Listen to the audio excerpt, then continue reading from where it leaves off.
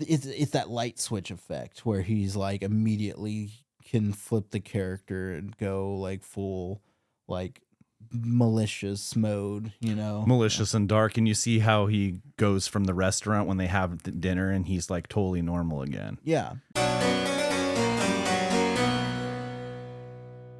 What's up, everyone? Welcome back to our 31 Days of Halloween here on the Calvin Cam. Super happy to have you here. We're day 16. It's October 16th, and we're going to be talking about another movie that came out in the mid-2000s. This is the Amityville Horror remake that came out in 2005, starring Ryan Reynolds.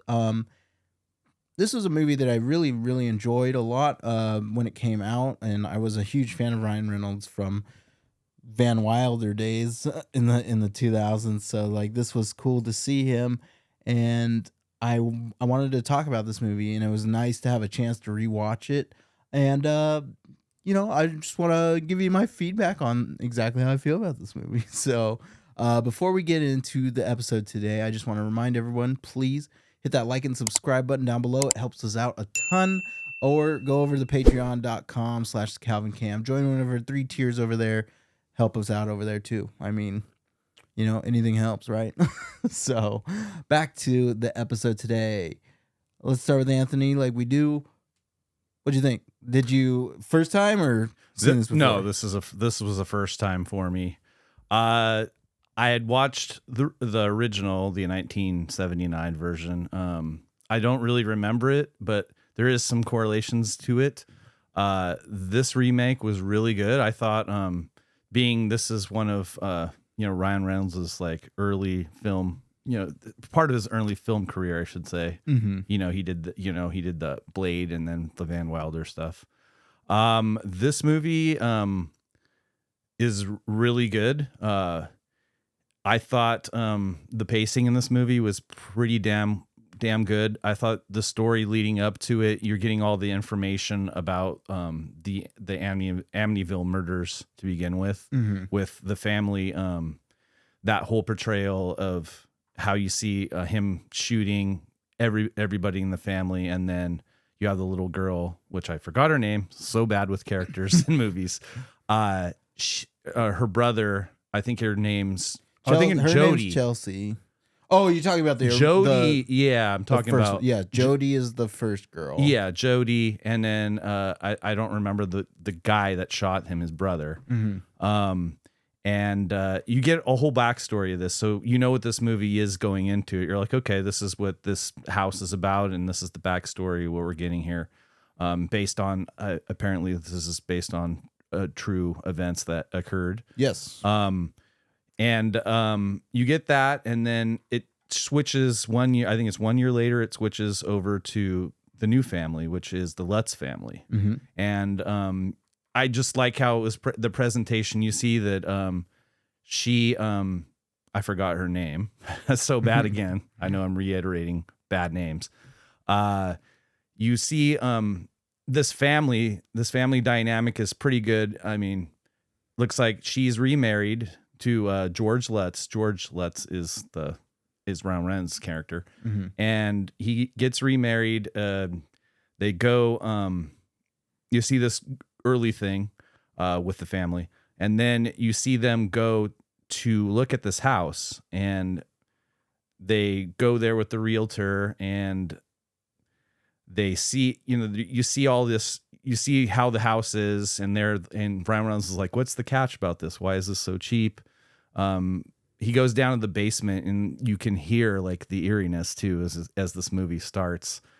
And then it starts within a month. They're in this house. All these, paranormal things start happening, and slowly he starts to be, I guess, be possessed by Mm-hmm. something that's in the attic behind the wall, which is, I think, a crypt or something. Mm-hmm. And he's slowly being possessed by wanting to go into the basement. The basement's telling him to go there. And he's being more distant and more aggressive towards the family, the kids and everything else. And she noticed, like, George, why are you like this? Like, something's wrong. Something's off. And you can see that the possession is taking hold. he starts seeing things. He starts, going down to the boat dock house, and he starts seeing a lot of things in there.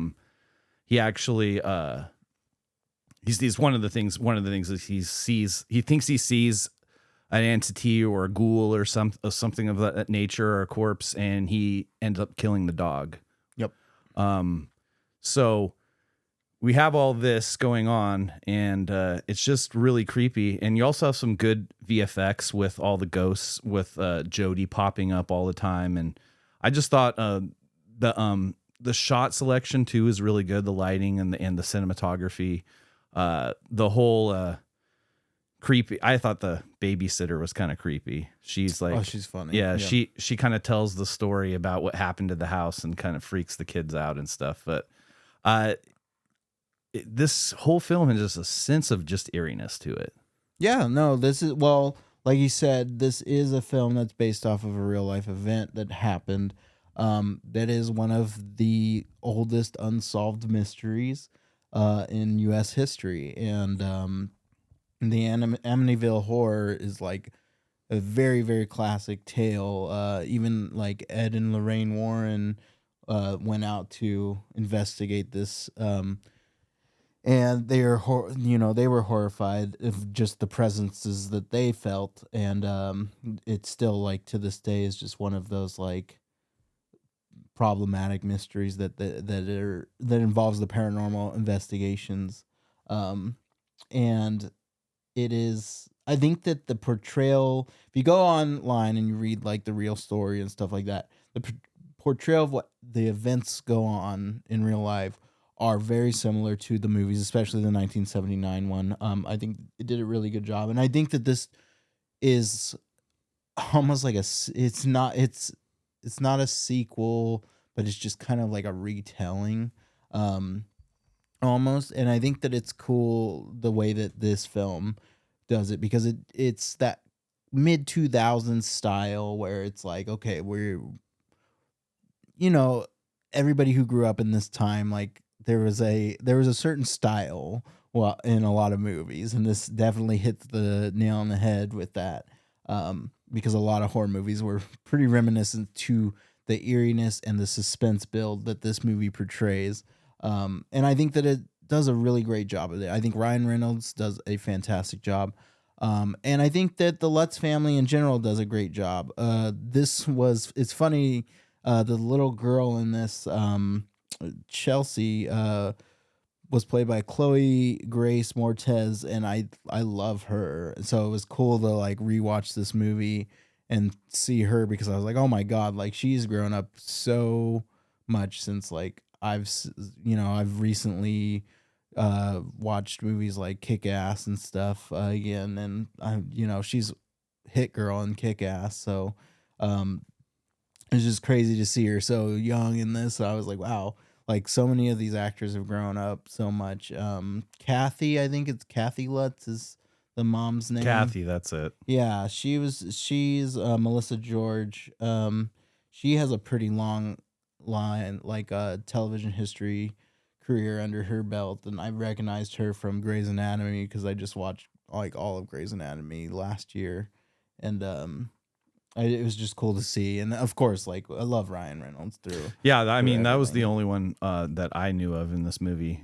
And I think that Ryan does a really great job at, like, it's that light switch effect where he's like immediately can flip the character and go like full like malicious mode, malicious and dark. And you see how he goes from the restaurant when they have dinner and he's like totally normal again. Yeah, and it's cool. It's cool. And you see that at the end too when they leave, like, don't hurt your father, put him on the boat, they get away from the house, and he's just like just keep going. It's like a sigh of relief, like, and he shows that he just plays both roles really well. I think that this is definitely one of the weaker roles that he's done, but I think that it's still like I think that Ryan's a really great actor, so it's cool to see him in a more horrific like version, rather than his comedy self, and all the Van Wilder movies, Just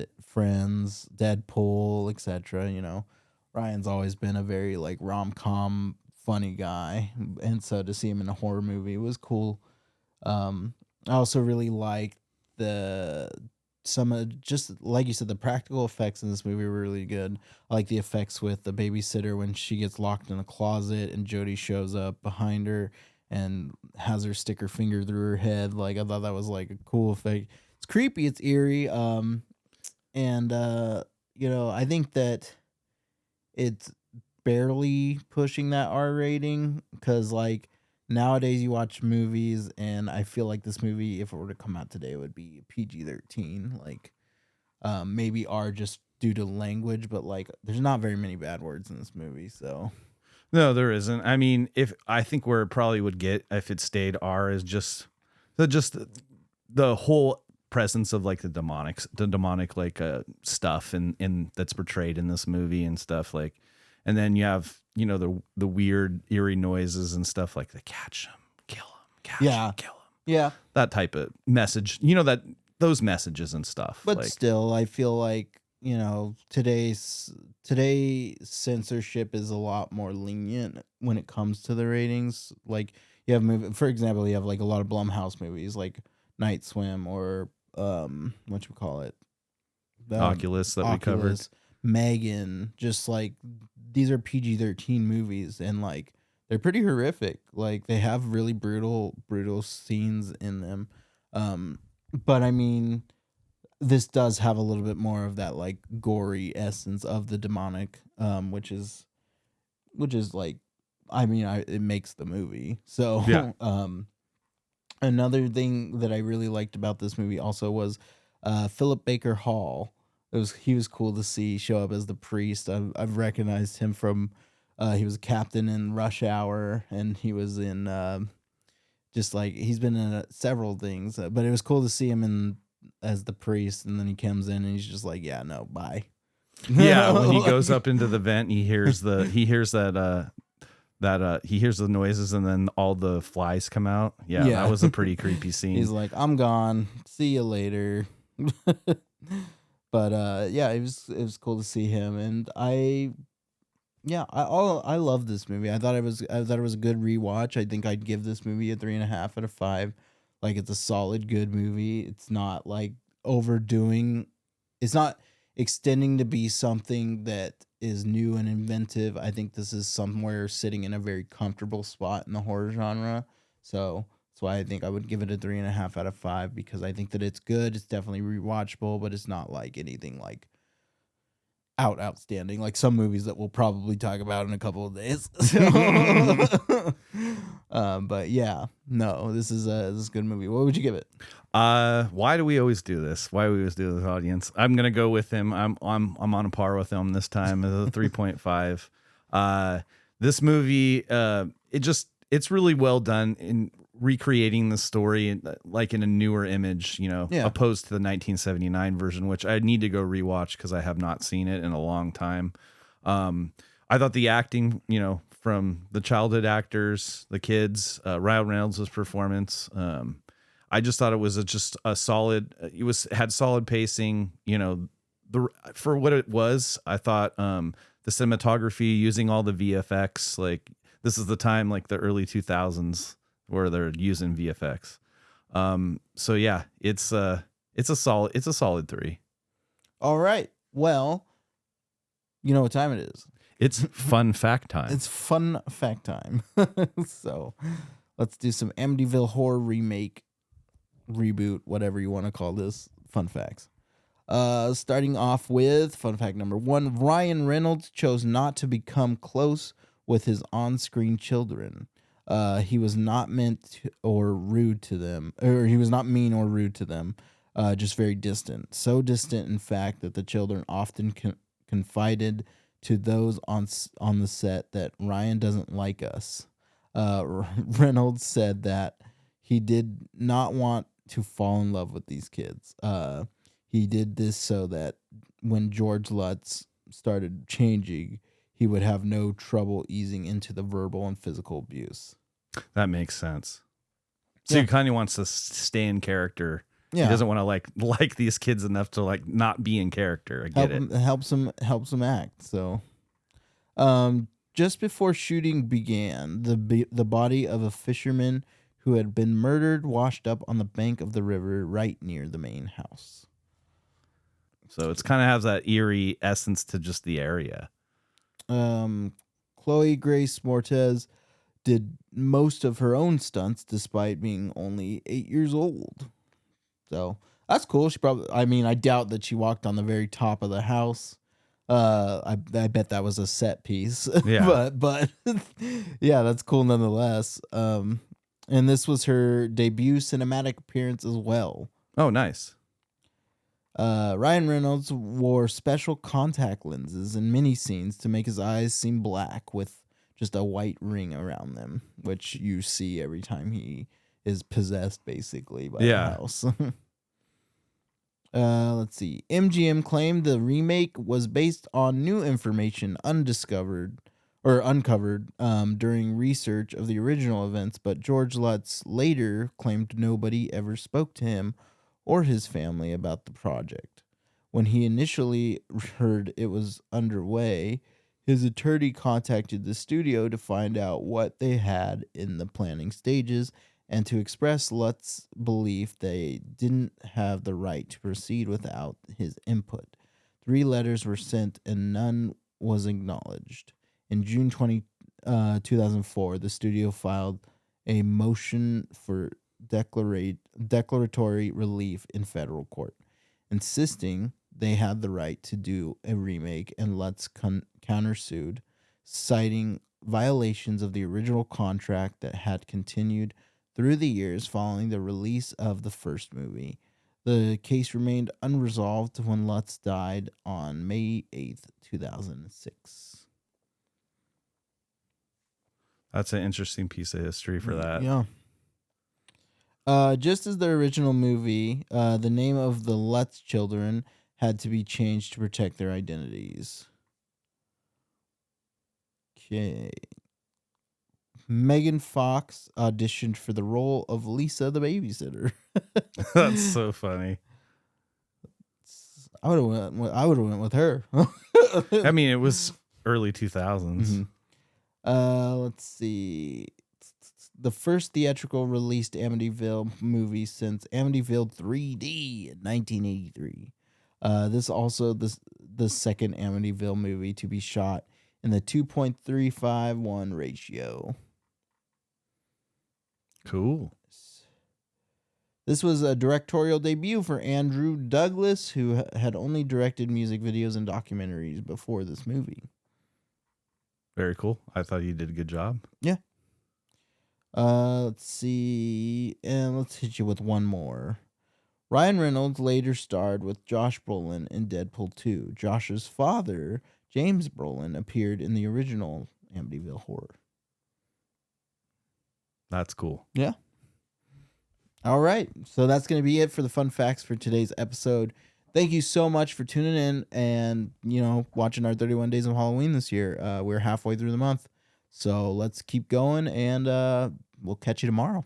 We'll see you on the flip side. See you tomorrow.